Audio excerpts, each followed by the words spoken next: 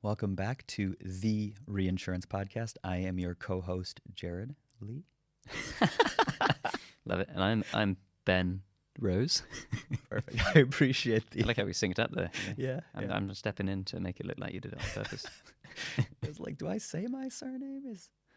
And then I just wandered. Better than last time, though, which a few times ago, which I just forgot my name entirely to kick off the episode. So It's because you're so focused on reinsurance. exactly. We've lost our own identities in the pursuit of a Yeah. true, perfect reinsurance art. I mean, at some point, it's just changing your name to just be something reinsurance related, because that's when you've fully committed to the cause.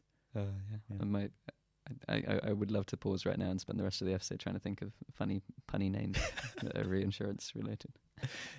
Yeah. But Well, we were joking last night when Ben comes into town. We catch up about these kinds of things, and we were chatting about like communication styles and stuff, and why Americans are just really bad at puns. And I've always admired the Brits' like quality of pun identification, like pub quiz names. You guys are brilliant at, and the Americans just don't have the skill set. I think it's an art form nurtured from an early age. Yeah. I've got one for you. Go for it. The name's Bond. James Catastrophe Bond. There's 6 people laughing hysterically listening to their Spotify on their commute, and a bunch of other people confused a little bit as to why that's funny to me. Yeah, that is true. Well, Catastrophe Bond, folks, is actually something quite relevant to today's topic, because yeah, we are doing a special green episode. I'm wearing a green jumper to celebrate, but finally, I should say, the reinsurance industry has noticed climate change. Yeah. And I say notice, they're very aware of it, to the point where in not just one but a number of surveys now, the risk associated with climate risk is top of the emerging risks radars, and has overtaken cyber now by quite some way. Yeah. I mean, it's worth diving into kind of what's driving that interest. Obviously, I think there's this recognition that climate change is causing increased severity and frequency of storms, and what were historically perceived as 1 in 100, 1 in 500 year events seem to be happening at a higher frequency than that. So it's a bit of an assessment of what is this going to look like for us, and how should we be pricing risks differently. But there's also a bit more behind kind of how we think about tackling that, and what we should be insuring and not insuring. And there's a bunch of nuance to that I think we can dive into. But what is ESG? Yeah, that's a good place to start, because I think, this is a really complex topic, because it's a topic that individually we as non-reinsurance humans, I was going to say, detach myself again from that identity that we're forever getting closer to, but outside of work, all of us are individuals, and we all have quite variable attitudes towards things like climate change, etc. And I know those passions emerge in all sorts of ways around the world. We've seen various movements. We've seen huge conferences and events here in London. We've seen the rise of various groups that have taken London by storm, and quite literally held Oxford Circus hostage for a while, protesting about the climate. And so it's a topic that's really, really important to a lot of people. And at the same time, I think corporates who employ a lot of those people and insure a lot of those people and are aware of a lot of those people haven't really been sure how to respond to this type of behavior, because typically the company, the private enterprise or the public enterprise, has had one aim, and that has been to make a profit and to maximize profit. And in fact, many of the laws around company law, many of the structures around how you run companies has been based around that sole ambition. And quite recently, we've started to see a sea change into how corporate entities think about their duties to the world, so that this sort of their impact to their community, their social impact, their environmental impact, the way they govern themselves in a fair and transparent way, etc. And what I've done there is sort of give away what ESG stands for, because it is quite literally a framework by which companies are able to assess what is their impact on the environment, what is their impact to society as a whole, and what is their means of ensuring that their governance, which is the G, is appropriate for what they're trying to do, because their shareholders care. Actually, we found increasingly that as much as shareholders want to make money, they don't want to make money in the wrong ways, and so people are having to respond to that. And insurance as an industry and reinsurance as an industry is an especially affected case, because every company is having to think about ESG and their own impact. But the reinsurance industry is in a slightly unusual position in that its core products and its cost of goods sold is directly impacted by ESG-related issues in the form of climate risk. And likewise, because so much of insurance and reinsurance industry capital, on one hand, all of the investment capital is locked up in investments which can be considered either good for the world or bad for the world. They have a potentially very powerful ethical role to play there, and equally, in terms of what they are prepared to insure, they have a enforcer type potential role there as well. But it's by no means that simple. There's huge amounts of challenge around. We'll talk a bit today, I think, about transition risk, and we'll talk a little bit around competition law and all sorts of other things, and not leaving industries or people behind in that process. But it's something where I think the insurance and reinsurance industry have found themselves in a extremely influential position, and we're now trying to work out what do we actually do with that position. Yeah, and you touched on a nuance that I think is important, is when you look at the pure financial side, that is it's in play in the reinsurance and insurance industry, but less to the degree that it is in sort of the financial sector. So when you look at investment firms sort of saying, we won't invest in firms that have X, Y, or Z behaviors or activities, they can very easily with detract or extract money from going into firms that they don't believe are doing the greater good. But when you look at the insurance sort of arena, at the end of the day, it's protecting individuals, right? It's even if for insurance against organizations and companies, it's intended to help ensure that the people who are there are protected and safe and have the means to be made whole if something were to happen. And in that process, it adds a level of nuance and complexity where if you stop providing insurance into certain sectors, there are still people who make their livelihood there. And oftentimes it's not the sort of executive leadership of those businesses, but someone who's has a job in a mine that's the best job they could get, with where they live or similar. And again, there's all manner of ways we can help sort of try to move away from those positions. But at the end of the day, the insurance industry can't as easily turn its back on sectors because those individuals are still at risk. And if things were to happen that those people just can't be insured for, feels quite inhumane to some degree. Where if you're just sort of saying, I'm not going to buy chocolate that's not, ethically sourced and these types of things. Like, we can vote with our dollars in a lot of areas, and in the pure financial markets can do similarly, invest with their conscience and into organizations and support organizations that they value and they appreciate how they're thinking about their bigger impact, and detract from those who they don't agree with. But when you think about how we protect individuals who oftentimes don't have a say in this, it adds a layer of nuance that needs to be sort of thought through very carefully. Yeah, absolutely. And I think, let's start with this piece because it's a big one.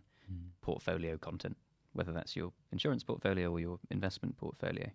I think one of the big challenges here, as well as transparency around data as well, especially in reinsurance. I've spoken with a number of underwriters about, how are you thinking about ESG tracking in your portfolios, and they say, well, to be honest with you, it's very difficult to measure at the moment because we don't have easy access to data that tells us in our portfolio specifically what's being insured or who's being insured in such a way that we could easily implement some kind of wider policy. And as you pointed out as well, a lot of the existing structure of these portfolios are built up of industries that for a long time have been the backbone of some of these things that insurers and reinsurers are hugely invested in, on the one hand, protecting energy producers, who are not using clean forms of energy production, and they're also investors in those businesses in the terms of their actual investment portfolio as well.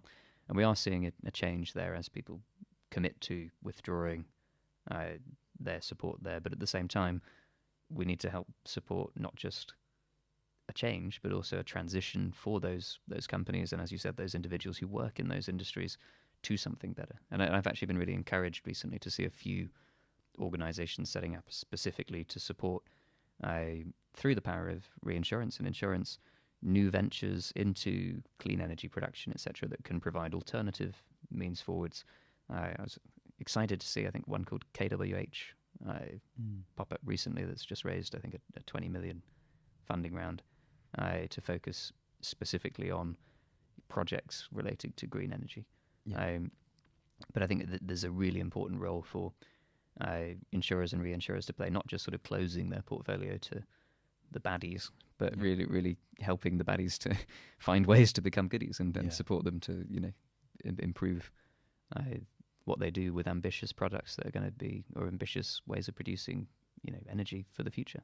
Yeah, and I think there's still a lot of uncertainty and unknowns around certain areas. Like, if we look at the move towards electric vehicles, for example, there's still a bit of uncertainty and concern around when these vehicles, like, how do you dispose of now these massive lithium-ion batteries and things like so there's all this nuance of we're fixing certain problems, and we know we're moving in the right direction with a lot of those things around greenhouse gases, as an example.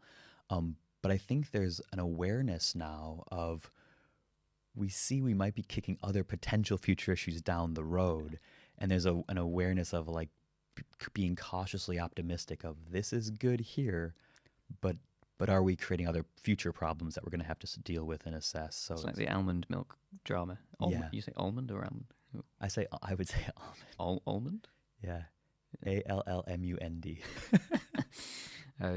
But yeah, that classic dilemma of, like, I ethically don't want to drink milk from cows or other animals, so I will drink almond milk. And then you find out, oh no, apparently the water efficiency of almond production is really, really intensive and demanding of the planet as well. Yeah. And you're like, oh, what do I do then? Because I think everybody, is really well intentioned towards supporting it, but it is tough to find the ways that we can do it properly, and that requires support both on the upside potential from venture firms, but on the downside potential as well from the insurance and reinsurance industry, in case some of these initiatives do need support.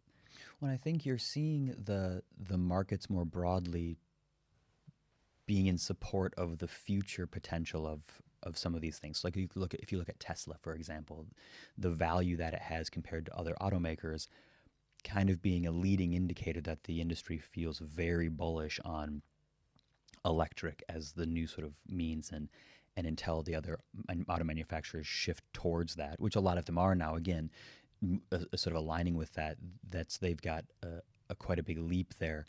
But there's still recognition of how we produce energy, how we manufacture batteries, how we dispose of batteries.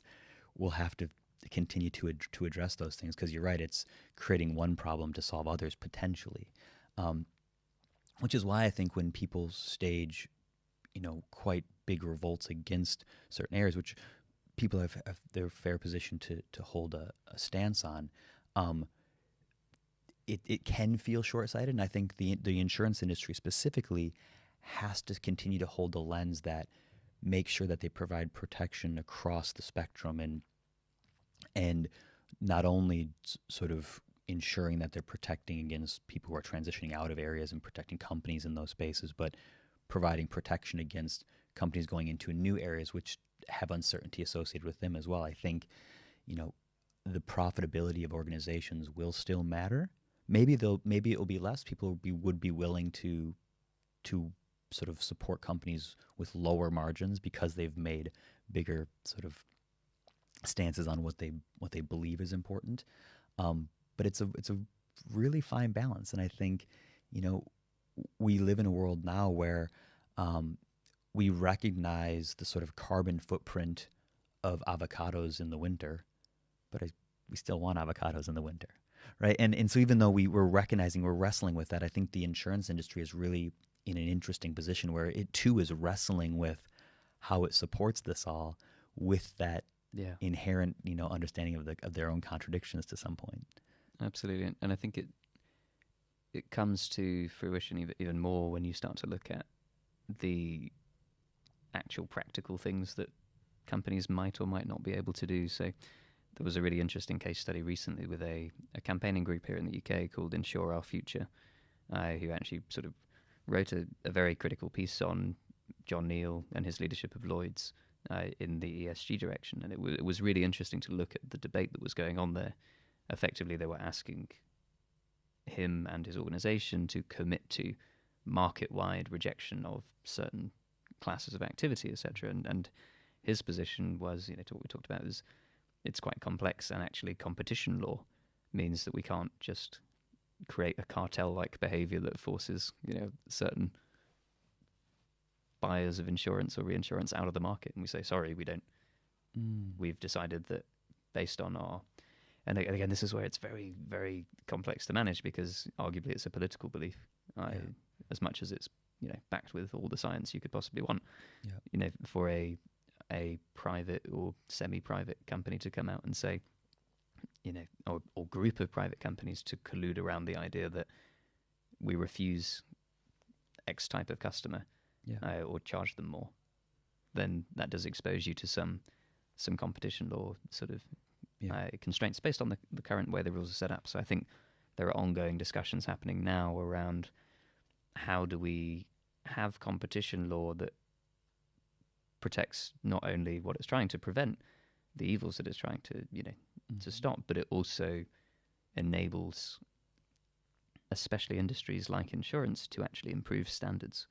Because I think historically we played such an important role as an industry to say, if you want insurance, you've got to get sprinklers installed in your building now. If you want to get insurance, you've got to lock your car. You want to, you've got to have seat belts, and you got to all these standards have been brought in to encourage better ways of working and being, and we need to enable that to continue if we want to continue to set a strong example and push for better standards with respect to this issue. Yeah, I think we've spoken previously about sort of the natural evolution of the industry, and I think you've hit on a really good point. Like, the more we learn and the more we've tried to improve everything from building materials to infrastructure to like how we show that we're making better risks, I think this would be another one where, in order to be insured for this thing, you have to then therefore behave in a certain way, or otherwise you sort of nullify any potential coverage.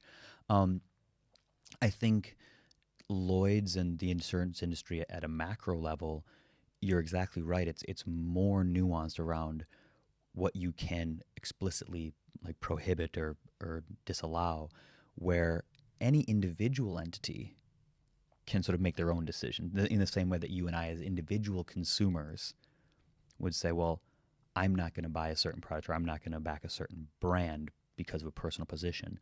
But it's much harder for someone like John Neal or for Lloyd's as an organization, which we know isn't, we've spoken about this before, isn't a single insurance company, but rather a sort of an organization or group of companies within that framework.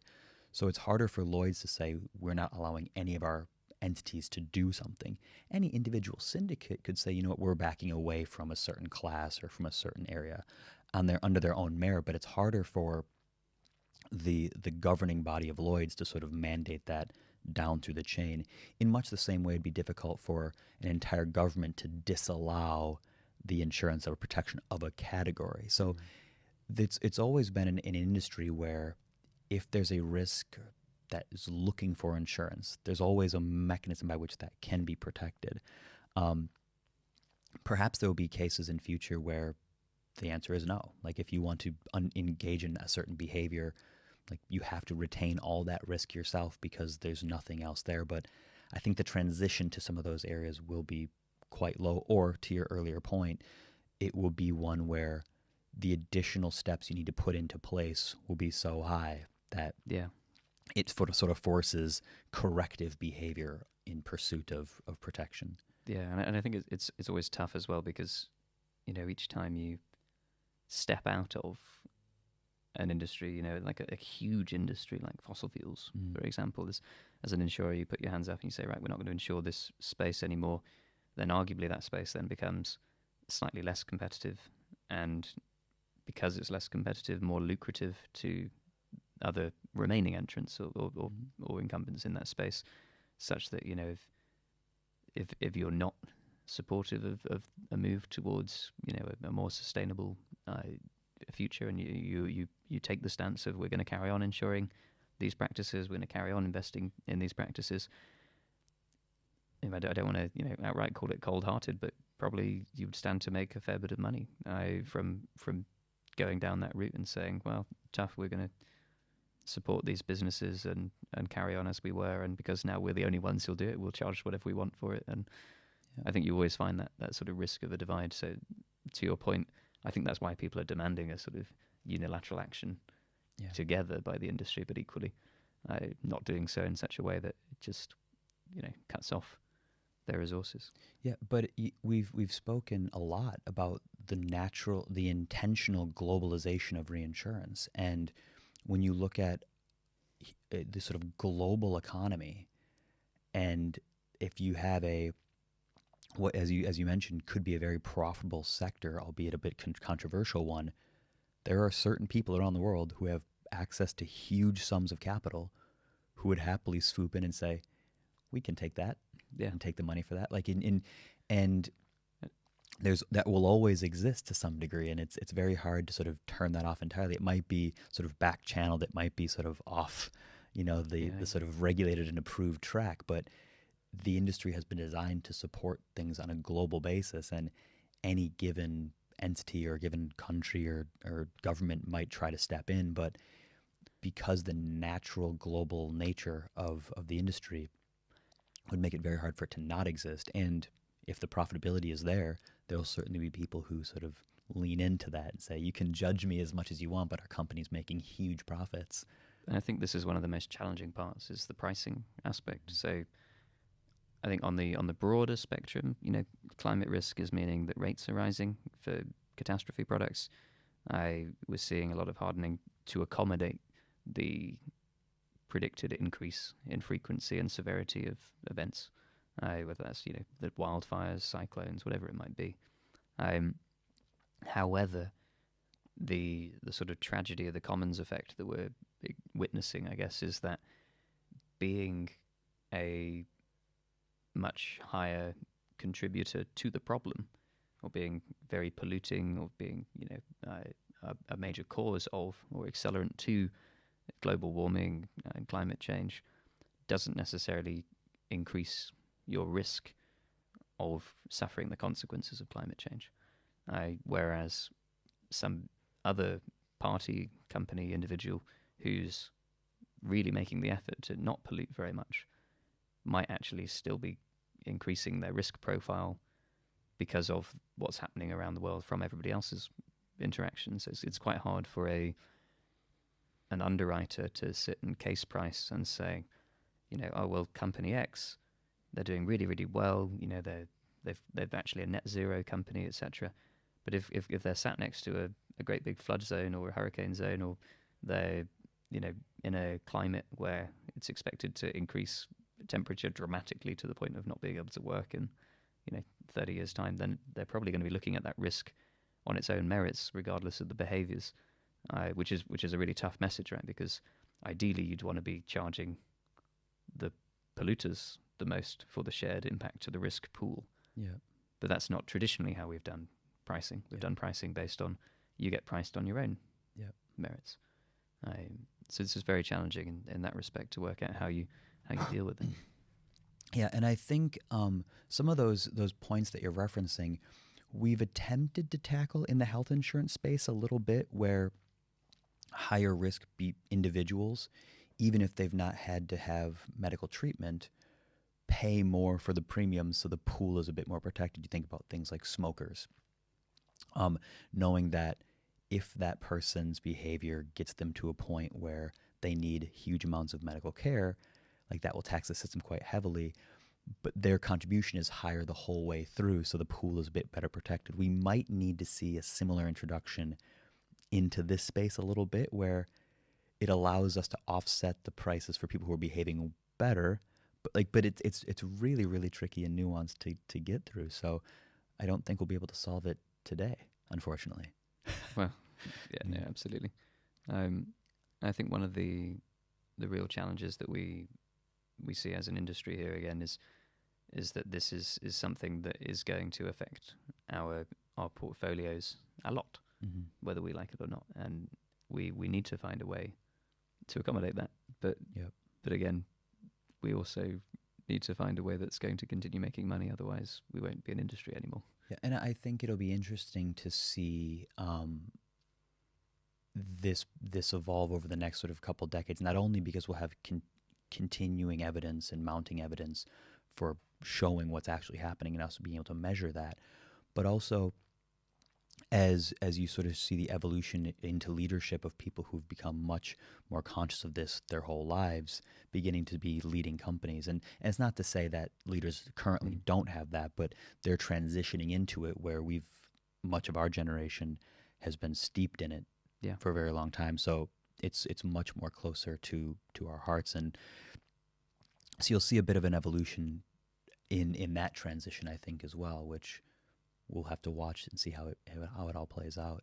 Indeed. I mean, I was encouraged at least to see some examples. AGCS did one recently with some research firms to try and work out on the social side. We talked a lot about environmental side of ESG, but on the social side, looking at firms who had higher ratings for workplace safety and, making sure that the staff well-being was front and center of their ways of working. I typically do perform better as risks for liability or property and casualty risks. Sure.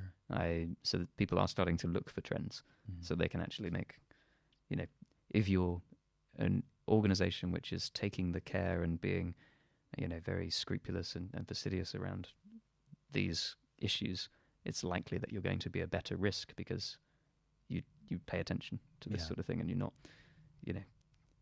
running your business as cheaply as possible for maximum profit and not really thinking about your risks. So there is hope. There is a light that potentially. And I think we mentioned that as an analogy in like property or construction risk, but if we're beginning to look at that same kind of behavior of, we know that if you use these materials or you introduce seatbelts, like this is better. If we do the same thing for workplace safety or how much you care for employees or programs that you introduce around mental health and everything else, that you actually are a better, more profitable organization. We even look at things, and we'll touch on this in future episodes as well, but things like diversity across the board, like companies that have a higher representation of female board members perform better, and it's been shown. Like beginning to introduce that and recognize that it's not only encouraging better behavior on the whole, but it's also driving better performance of businesses. And so I think the more that begins to flesh itself out, the more we'll see people doing better because it equates to better business. So I think we're on hopefully a good trajectory towards some of those improvements. Absolutely. The Reinsurance podcast, where we tackle the big issues. It's heavy today. That was it was a deep topic. So we should lighten things up. We wanted to do a quick risk of the week. I like to think about this from a claims perspective, but you like to think about it from a policy you can purchase perspective.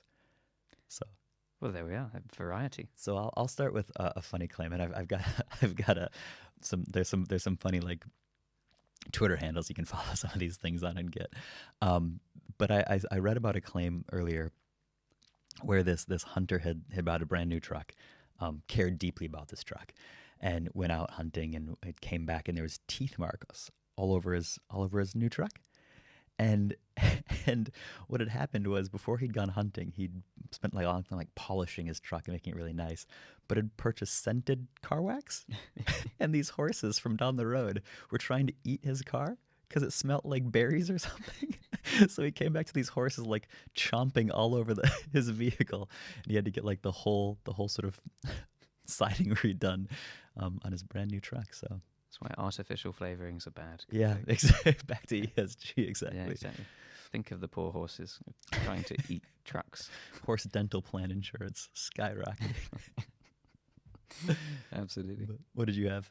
Oh, mine seems less exciting now, but it is also taste related. Okay. Actually, not specifically taste, but there's enough of a We're stretching, but we can get there. a link. But no, the one that I always found quite amusing around, when you look around the world and you see things and it's like, point to something and that will be insured. And you have some famous album covers out there and some famous images in your mind. But one of them comes with the band Kiss, and the infamous Gene Simmons' tongue. And many people don't realize that actually his tongue is insured in case anything should happen to it, and he can't stick his tongue out in a dramatic way like he normally does. I presume it's also for his ability to sing, but I think there's a part of it which is probably at Lloyd's, we'd assume. I assume so.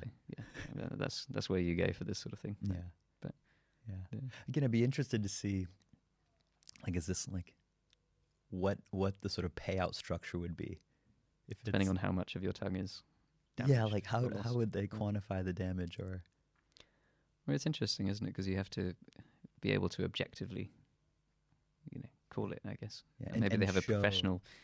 If it's for the singing angle, maybe it's a professional, acoustician, or I don't know if that's how you say it. How does the brand, and you have to show the impact on the brand. So because of this is my loss of income, or this is my, I'm proving it's negatively impacted my. I can confirm that Gene's vibrato has decreased 5%. Cordy's given me a win on that one. Oh. He likes my horse chomping new car smell. I would agree with that, to be honest. Too funny. Yeah. Well, with that, hopefully a lighthearted end to a very interesting and heavy episode. But we'll see you next time, sir. Yeah, I'm looking forward to it. Perfect.